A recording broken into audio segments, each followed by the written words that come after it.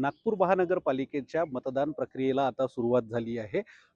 लक्कडगंज परिसरातील प्रभाग क्रमांक 24 या ठिकाणी पिंक बूथ हा महिलांसाठी विशेषतः तयार करण्यात आला आहे. महिलांची मतदान प्रक्रियेतील टक्केवारी वाढविण्याच्या दृष्टिकोनातून हा महिलांसाठी एक स्पेशल असा पिंक बूथ तयार करण्यात आला आहे.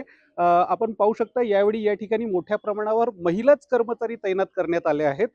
पोलीस असोत किंवा बूथवरील कर्मचारी सुद्धा यावेळी पूर्णपणे महिला आहेत.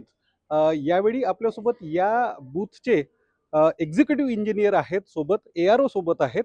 रक्षवन सर, काय सांगाल, काय शासनाची ही संकल्पना, नवीन संकल्पना यावेळी शासनाने मांडली आहे? नागपूर महानगरपालिकेचं जे निवडणूक आहे त्यामध्ये आम्हाला एक बूथ असं होतं की जे पिंक बूथ म्हणून महिलांसाठी स्पेशली द्यायचं होतं.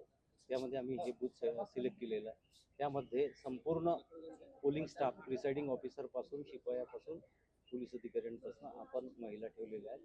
याच्या मागची संकल्पना अशीच की महिलांनी जास्तीत जास्त वोट मतदान करावं, या मागचा उद्देश आहे. मतदानाच्या टक्केवारीत महिलांची वाढ व्हावी या उद्देशातून हा मतदान केंद्र या ठिकाणी स्थापन करण्यात आलं आहे.